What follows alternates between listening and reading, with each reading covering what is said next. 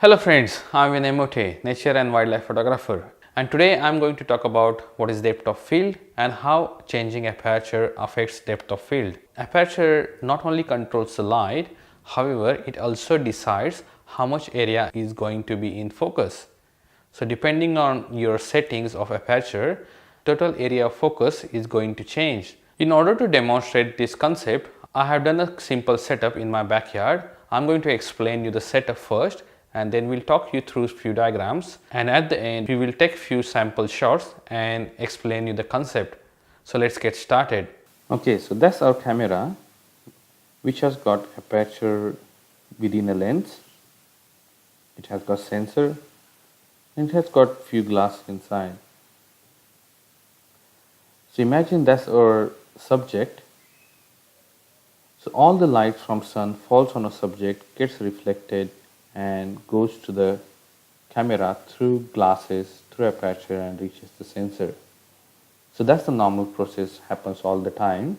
According to the size of aperture, the total distance which is in focus changes. So this depth of field also changes depending on subjective distance. So changing the f number changes the depth of field. F number is always in inverse, means 1 by f. So f16 means 1 by 16 and it's smaller than f2 means 1 by 2. So this leaves with a question like what f number I should select when I want to photograph a subject. So to illustrate that, I will just give you one example. Assume that you are in a garden with the garden hose and you want to water a plants. So there are few plants which are closer to you and there are few points which are far from you. So water is flowing with the same force. So with that force you can reach to the trees which are close. However, if you want to water the trees which are at far distance, what you do normally, you basically try to squeeze the hole of the pipe. So basically your squeezing the hole results in water to go far. But with that water you can still water close trees as well as the trees at far distance. So with the wide open hole, you can water the trees which are at close distance or at far distance. So something similar happens in camera as well.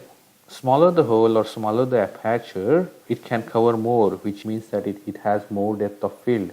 The larger the hole, less area it covers. It's gonna give you less depth of field. Now I think this might be easy if you see some examples. So let me show you first setup, how I done a setup before I took images. So I did pick some toys and two tapes joined at the center. So to be precise, in order to have a focus achieve one particular dinosaur or particular toy, I put this dinosaur in this way so that I can focus on individual. So these are not exactly on a straight line, but these are spaced apart like I shown here. This is another top view it looks like.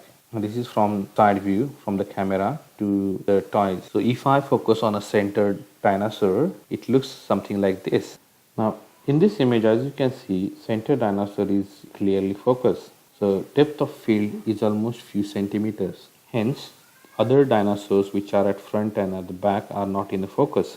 This is what happens when you have aperture wide open. Your depth of field is very tiny. This is how I did setup for taking images to find out what's the depth of field depending on the f number. Now we're going to see effect of changing f number on depth of field. The larger the f number, more depth of field. Smaller the f number, less depth of field. In first image, the camera has small f number. As you can see, it's a tiny hole. So the depth of field is going to be more. And in second image, you got larger f number. So depth of field is going to be less. And here we kept the subject to camera distance same. It's a fixed 300 centimeter. So I used full frame camera and I used 70-200 f2.8 lens and I did set the aperture to f2.8. With f2.8, my depth of field I'm getting is around 3.15 centimeter.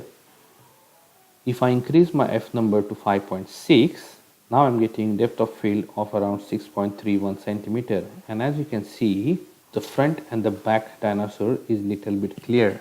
With f9, I'm getting depth of field of 10.03 centimeter. With f16, I'm getting depth of field of 17 centimeter. And as you can see here as well, almost all the dinosaurs are getting visible here. I pushed it far to f32, and I think all our subjects are clear and we can see a little bit of background as well. And my depth of field is around 35 centimeter. So as you saw, as we increase the f number, the depth of field is increasing.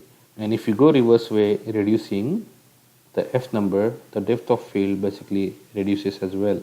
Alright, so I hope you understood the concept of how changing aperture or changing the f number changes the depth of field. That's all in this video. In next video, I'm going to talk about how changing distance between camera and subject changes the depth of field. So if you like this video, subscribe here, or you can register on my website vinaymote.com to see more videos. Thanks for watching.